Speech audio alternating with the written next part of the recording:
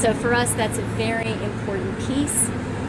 Canada and the United States had very intensive conversations around rules of origin earlier this year, and we reached some high-level agreements around what we thought we wanted to see, particularly when it comes to labor. And so the fact that Mexico was able to do something that I think must have been quite difficult for Mexico and make those concessions does really set the stage for some productive conversations for us here this week. Bonjour, un plaisir de vous voir encore une fois. Nous avons eu une conversation productive avec l'ambassadeur Lighthizer de l'USTR et nous avons décidé de continuer du même matin à 9h du matin. Le fait que le Mexique a fait pendant l'été des compromis sérieux et le chose qui a ouvert la possibilité pour le Canada d'avoir les discussions productives cette semaine, pour nous, les bons travail pour les travailleurs dans l'Amérique du Nord est une priorité pour notre gouvernement.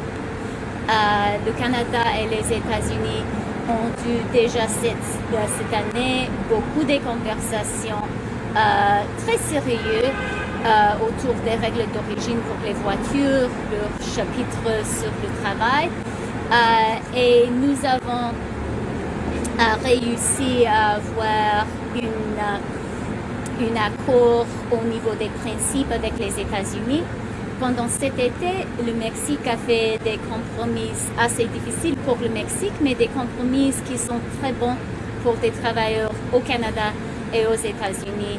C'est une étape importante et c'est l'étape où nous se trouvons maintenant. Est-ce que vous êtes prêt à faire des concessions dans le secteur laitier? Est-ce que M. Lighthizer vous en a reparlé? Puis est-ce que, sans ouvrir la gestion de l'offre, le Canada pourrait céder des parts de marché, comme dans le TPP, par exemple?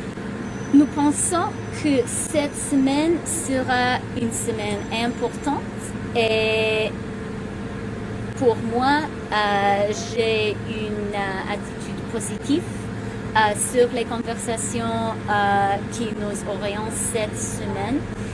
L'ambassadeur Lighthizer m'a dit, et il m'a dit qu'il est d'accord avec ça, que je répète ça, qu'il aussi a une attitude positive, constructive pour cette semaine. Nous avons décidé d'avoir les conversations plus en détail au niveau des enjeux spécifiques, commençant demain matin. About the milk. So let me just reiterate that it was a constructive conversation. And Ambassador Lighthizer agreed that if I were asked, he was fine with me saying that he feels it was a constructive conversation as well. We are set, we believe, for an important and constructive week.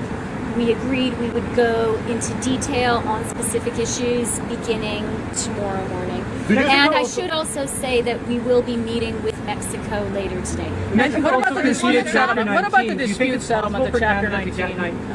Have you discussed that? We're going to discuss specific issues tomorrow.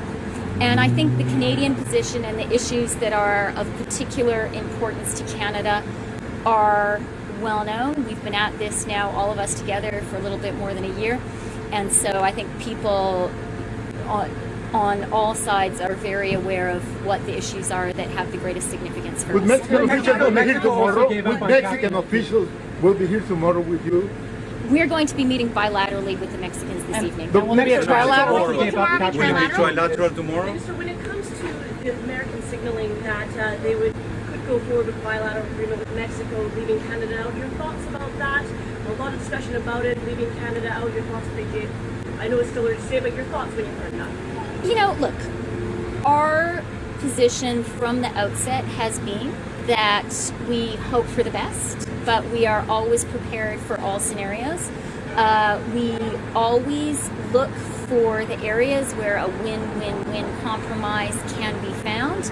And the fact that Mexico has taken some tough decisions for Mexico and agreed on some compromises around labor in the rules of origin discussion really is positive for workers in higher wage countries. It's positive for Canadian workers, it's positive for US workers.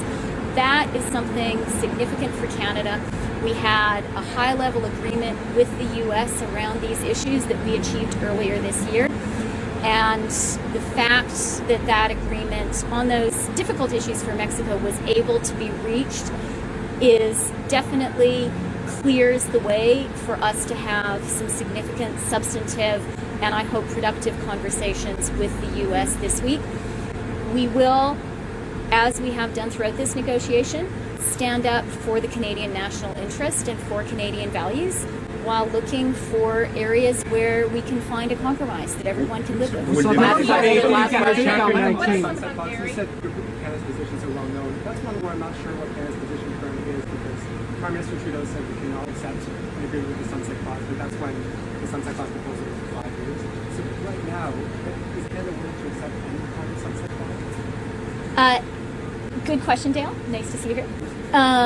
So, as I said, we are going to have a much more detailed conversation around specific issues tomorrow. We have been in touch with the US and Mexico throughout the summer. Some positions have moved since the last time we met face-to-face, and we'll be looking closely at what those changes are and at what they mean for Canada, and we'll be addressing that tomorrow. I should also say that officials are engaged intensively, Canadian and US officials. So this is really going to be a full steam ahead effort with a lot of groups working very intensively. This is a really big deal.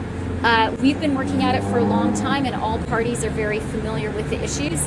And you know, we're going to engage in earnest. And today was a constructive, positive start. We're happy about that. Mexico gave up Chapter 19 and talked about. Can we save Chapter 19 in the next 3 days? Or is it realistic for Canada to save Chapter 19 in the next 3 days? Or are we going to have to just let it go? Will it be trilateral tomorrow or bilateral? That's an easy question. Bilateral or trilateral tomorrow? As I said, we're looking forward to meeting our Mexican counterparts later today. Are we going to be able to say, so the Mexicans gave up Chapter 19 apparently, this is what Lighthizer told us yesterday. Are we going to be able to save Chapter 19 the next 3 days, given it's a Canadian negotiating priority, or is that one that we just have to let go? So as I said, today we had a very good, constructive first conversation for the week. We are going to start diving into specific issues tomorrow. Okay, I think the Canadian positions are well known. And I think people know what is most important to Canada. We are going to stand up for our national interests. That's what we always do. And this is a week when we're going to work very hard to find some win-win compromise landing zones. Madame Freeland, vous sentez pas que vous avez été isolé par les États-Unis, par le Mexique? Aujourd'hui, vous vous retrouvez avec un pouvoir de négociation qui est moindre face à une entente qui a été signée à deux, puis à un délai législatif que les États-Unis veulent imposer pour vendredi. Absolument. Je pense le contraire. Le progrès que les États-Unis et le Mexique ont fait pendant l'été est positif pour le Canada, surtout en ce qui concerne les voitures, le chapitre sur le travail. Pour notre gouvernement, la priorité pour nous, commençant avec notre campagne électorale, était la classe moyenne du Canada, les gens qui travaillent. Et les compromis, je dois dire les compromis difficiles que le Mexique a fait en ce qui concerne les règles d'origine sont bons pour les travailleurs au Canada et aux États-Unis qui ont eu pour beaucoup de temps du concurrence pas juste du côté des travailleurs dans les pays où ils sont moins payés. Alors, cette étape, ce travail pendant l'été est positif pour le Canada et nous donne l'opportunité d'avoir une semaine constructive. Merci beaucoup. told you they were just negotiating autos.